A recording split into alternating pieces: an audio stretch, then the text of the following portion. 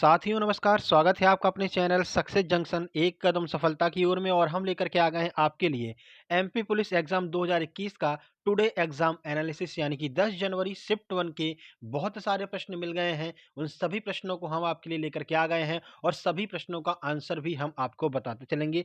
MP GK का level यहाँ पर बढ़ा, यानी कि प्रश्नों का लेवल भी बढ़ा है और प्रश्नों की संख्या भी बढ़ी है। आज एमपी जीके के प्रश्न जो है ज्यादा आए हैं। शिफ्ट 1 10 जनवरी की हम यहाँ पर बात कर रहे हैं। तो चलिए आपको बताते हैं। सबसे पहले जीके जीएस का एनालिसिस करेंगे, उसके बाद में आपको साइंस बताएंगे कि साइंस का क्या लेवल है, कैसे प्रश्न साइंस में आए हैं। फिर आपको रीजनिंग के बारे में बताएंगे। रीजनिंग ने आज अपना खेल दिखा दिया भाई। रीजनिंग ने आज अपना असली रूप दिखा दिया है कि रीजनिंग किस तरह की आ रही है। रीजनिंग का लेवल भी बढ़ रहा है। पूरी जानकारी देंगे, वीडियो को अंत तक देखिएगा और वीडियो को लाइक कर दीजिएगा और चैनल को सब्सक्राइब भी कर लीजिएगा। चलिए शुरुआत करते हैं, जीके और जीएस से शुरुआत करते हैं। आइए देखते हैं पहला प्रश्न। तो आज जीके और जीएस में पहला प्रश्न आया था, विंग्स ऑफ फायर किसकी पुस्तक का नाम है। सही आंसर है डॉक्टर एपीजे अब्दुल कलाम की पुस्तक का नाम है विंग्स ऑफ फायर, सबको पता है। और ये पुस्तकें पूछी जा रही हैं, तो इनकी पुस्तक और अटल बिहारी वाजपेयी की मेरी 51 कविताएं, इन पुस्तकों को जरूर देख लीजिएगा। ठीक है, क्योंकि ये प्रश्न पूछे जा रहे हैं। चलिए आगे बढ़ते हैं। सबसे बड़ी मांसपेशी कौन सी है, साइंस का प्रश्न है। तो ग्लूटस मैक्सिमस जो है वो सबसे बड़ी मांसपेशी होती है। यह प्रश्न भी पूछा गया है। अगला प्रश्न है, भारत के पहले चीफ ऑफ डिफेंस स्टाफ कौन थे।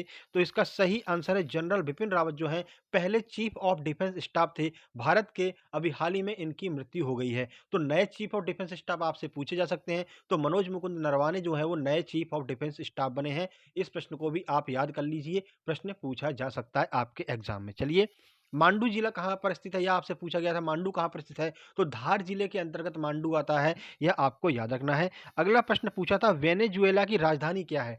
तो सही आंसर है कराकेस जो है वो वेनेजुएला की राजधानी है। तो राजधानी और करेंसी से भी प्रश्न आ रहे हैं। ठीक है, अगल बगल के जो राजधानियां हैं, करेंसी हैं जो अपने भारत के आसपास हैं और जो महत्वपूर्ण जो जहां पर कुछ ना कुछ घटनाएं हुई हैं, ऐसे देशों की जो है करेंसी और कैपिटल को आपको याद कर लेना है। ठीक है, तानसेन के गुरु पूछे गए थे। तो सही आंसर है मोहम्मद गौस जो है वो तानसेन के गुरु। देखिए, हर एक शिफ्ट में ग्वालियर से 1 से 2 प्रश्न जरूर आ रहा है, यानी कि ग्वालियर चर्चा में बना हुआ है और ग्वालियर से 1-2 प्रश्न जरूर देखने को मिल रहा है। ग्वालियर और मांडू, इन दो जगह से प्रश्न बहुत सारे देखने को मिल रहे हैं। इन दोनों में जो भी आपकी ऐतिहासिक चीजें हैं, आप हमारा एमपीजी के स्पेशल वीडियो देख सकते हैं, जो आपको वीडियो के अंत में देखने को मिल जाएगा। एमपीजी के स्पेशल में हमने इन सब के बारे में पूरी जानकारी दी है। तो मांडू और ग्वालियर जरूर पढ़ लीजिएगा, यहाँ से 2 प्रश्न जरूर देखने को मिल सकते हैं। ठीक है, अगला प्रश्न है, पेरियार नदी किस राज्य में बहती है। तो केरल में बहती है पेरियार नदी।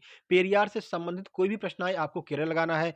पेरियार बांध आपसे पूछा जा सकता है, तब भी आपको केरल ही लगाना है। मानव अधिकार दिवस पूछ लिया था, तो 10 दिसंबर को मानव अधिकार दिवस मनाया जाता है। ठीक है, कथकली कहाँ का लोक नृत्य है, यह पूछा गया था। तो केरल का लोक नृत्य है कथकली। लोक नृत्य हर एक शिफ्ट में पूछे जा रहे हैं, आपको पता है। एक भी ऐसी शिफ्ट नहीं रही है जिसमें लोक नृत्य का प्रश्न नहीं आया हो। ठीक है, तो केरल का लोक नृत्य है कथकली। अब आगे आपसे कथक, उत्तर प्रदेश का लोक नृत्य, महाराष्ट्र का लोक नृत्य, राजस्थान का घूमर, ये सब प्रश्न पूछे जा सकते हैं। ठीक है, चलिए आगे बढ़ते हैं। प्रश्न नंबर 10 है, कारगिल युद्ध के समय भारत का प्रधानमंत्री कौन था। तो सही आंसर है अटल बिहारी वाजपेयी जो है वो प्रधानमंत्री थे कारगिल युद्ध के समय भारत के। हिंडोला महल कहाँ पर स्थित है, आज हिंडोला महल पूछा है मांडू से। तो सही आंसर है मांडू जो है, हिंडोला महल जो है वो मांडू में स्थित है। अगला प्रश्न पूछा था, धार किस नदी के किनारे स्थित है। तो सही आंसर है माही। अगर माही ऑप्शन में नहीं मिलता है तो आपको नर्मदा लगाना है। ठीक है, तो नर्मदा या माही एक आपको ऑप्शन में मिलेगा, दोनों कभी नहीं मिलेंगे। तो धार इन नदियों के किनारे स्थित है।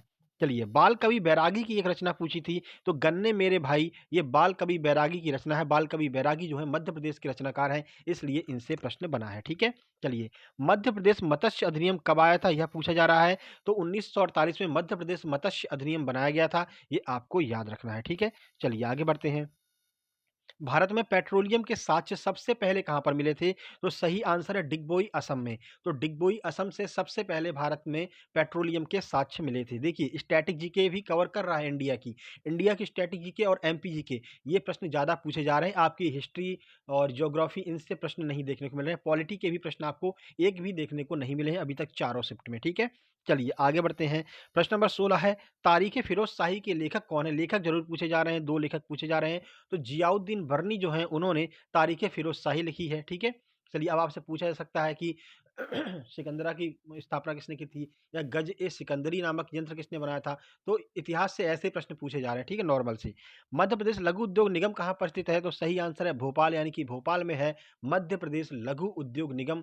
निगमों से प्रश्न पूछे जा रहे हैं और सबसे ज़्यादा जो निगम वगैरह है वो भोपाल के ही पूछे जा रहे हैं, ठीक है? अगर आपको कुछ भी नहीं आता है तो ऑप्शन में आप भोपाल को ज़रूर टिक करके आएँगे, अगर आप तुक्का ही लगा रहे हैं तो, ठीक है? चलिए साइंस की ओर बढ़ते हैं, साइंस के भी काफ़ी क्वेश्चन हमको मिल गए हैं। तो देखिए, ब्लड ग्रुप की खोज किसने की थी? यह पूछा गया है, तो कार्ल लैंड स्टीनर ने ब्लड ग्रुप की खोज की थी, याद रखिएगा। कैंडेला किसका मात्रक है? तो ज्योति तीव्रता का मात्रक है कैंडेला। परसों ही हम आपको जो प्रैक्टिस सेट करा रहे थे एमपी पुलिस का, उसमें हमने आपको यह प्रश्न कराया था और आपसे हम बार-बार कह रहे हैं, हमारी प्लेलिस्ट आपको इसी वीडियो के अंत में इसी स्क्रीन पर देखने को मिल जाएगी। साइंस की 19 वीडियो की एक प्लेलिस्ट है, उसको अगर आप पूरा देख लेते हैं तो उससे बाहर एक भी प्रश्न साइंस का नहीं जा रहा है, ठीक है? आज भी उसमें उससे बाहर एक भी प्रश्न नहीं गया है, तो वो वीडियो, वो प्लेलिस्ट ज़रूर देख लीजिएगा साइंस की, ठीक है? चलिए, आंवले में कौन-सा विटामिन पाया जाता है? विटामिन से एक प्रश्न ज़रूर बन रहा है, एक प्रश्न रोग से ज़रूर बन रहा है, तो विटामिन सी में जो है, विटामिन सी जो है वो आंवले में सर्वाधिक मात्रा में पाया जाता है।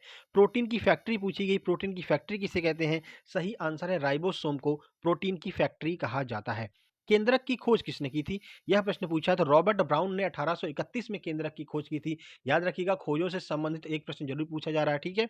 चलिए, विटामिन बी7 का रासायनिक नाम बताइए, तो विटामिन बी7 का रासायनिक नाम बायोटीन होता है और इसे ही विटामिन एच भी कहा जाता है, ठीक है? याद रखिएगा, आपसे प्रश्न पूछा जा सकता है विटामिन एच किसे कहते हैं? तो बी7 को ही विटामिन एच कहते हैं।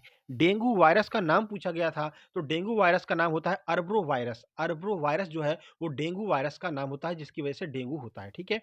चलिए, हैजा बीमारी किसकी वजह से होती है? यह प्रश्न पूछा गया है, तो जीवाणुओं की वजह से जो है हैजा नामक बीमारी होती है। वीडियो को लाइक कर दीजिए मेरे भाई, ठीक है ना?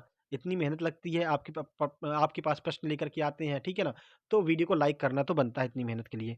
चलिए, आरबीसी की कब्रगाह पूछी गई है, तो स्प्लीन या फिर जिसे प्लीहा कहते हैं, यह आरबीसी की कब्रगाह होती है, याद रखिएगा, प्रश्न पूछा जा सकता है। माल्टोज़ किसमें पाया जाता है? तो जो अंकुरित अनाज होते हैं, उसमें माल्टोज़ पाया जाता है, ठीक है? चलिए आगे बढ़ते हैं। तो यहाँ से हम रीज़निंग की बात कर लेते हैं, जो आज का सबसे मेन टॉपिक है, रीज़निंग। तो देखिए, रीज़निंग की बात करें तो एक तो ये प्रश्न आया था सीडीईआईजे, इसका समानुपात एनओपी में क्या होगा? ठीक है, सबसे महत्वपूर्ण बात, कथन, पूर्व धारणा और निष्कर्ष से कुल मिलाकर के 12 से 15 प्रश्न आए हैं आज वाली शिफ्ट में। यानी कि कथन एवं निष्कर्ष से 6 प्रश्न देखने को मिले हैं, पूर्व धारणा से मिलकर के यानी कि 12 प्रश्न जो है कथन, निष्कर्ष और पूर्व धारणा 2 टॉपिक मिलकर के बना रहे हैं। कथन निष्कर्ष में 3-3 जो है कथन वाले प्रश्न आ रहे हैं, 3 कथन वाले प्रश्न आ रहे हैं, ठीक है? और पूर्व धारणा यानी कुल मिलाकर के 12 प्रश्न आपको यहाँ से देखने को मिले हैं। तो इस टॉपिक को अच्छे से कर लीजिएगा, क्योंकि इससे आगे भी प्रश्न देखने को मिल सकते हैं और बंच में प्रश्न देखने को मिलते हैं, यानी इकट्ठे प्रश्न आपको देखने को मिल सकते हैं कथन, पूर्व धारणा, निष्कर्ष से, ठीक है? चलिए, कोडिंग डिकोडिंग से 2 प्रश्न देखने को मिले हैं, डायरेक्शन का 1 प्रश्न आया है और ब्लड रिलेशन से भी 2 प्रश्न देखने को मिले हैं, जिसमें कि हर एक शिफ्ट में फोटो वाला प्रश्न ज़रूर आ रहा है, तस्वीर को दिखाते हुए जो रिलेशन बताया जाता है, यह प्रश्न ज़रूर आ रहा है हर एक शिफ्ट में। बाकी मैथ्स का बात करें तो मैथ्स में कोई भी परिवर्तन नहीं हुआ है, वही आपके 2 से 3 प्रश्न सीआईएसआई से आ रहे हैं, ठीक है? डीआई इसमें नहीं देखी गई है और जो आपकी अपोजिट डायरेक्शन में ट्रेन होती है, तो ट्रेन से 2 प्रश्न देखने को मिले हैं और आपके जो है प्रॉफिट एंड लॉस से 2 प्रश्न देखने को मिले, एलसीएम एचसीएफ से 1 प्रश्न मिला है, सिंप्लीफिकेशन से 6 से 7 प्रश्न आ रहे हैं, ठीक है? तो मैथ्स का लेवल कोई चेंज नहीं हुआ है, बस रीजनिंग ने आज अपना खेल दिखा दिया है, रीजनिंग का लेवल आज चेंज मिला है, ठीक है? तो ये आज का ये रिव्यू था, शाम को आपके लिए 8 बजे हम शिफ्ट 2 का रिव्यू लेकर के आएँगे। वीडियो पसंद आए, वीडियो को लाइक कीजिए, दोस्तों के पास शेयर कर दीजिए, चैनल को सब्सक्राइब करके नोटिफ़िकेशन बेल ज़रूर दबा लीजिएगा और अब आपकी स्क्रीन पर साइंस की प्लेलिस्ट दिखने लगी होगी, वो प्लेलिस्ट पर क्लिक करके पूरी वीडियो देख लीजिए, साइंस का एक भी प्रश्न इससे बाहर नहीं आ रहा है। जल्द ही मिलते हैं एक नई वीडियो में, तब तक के लिए नमस्कार, धन्यवाद।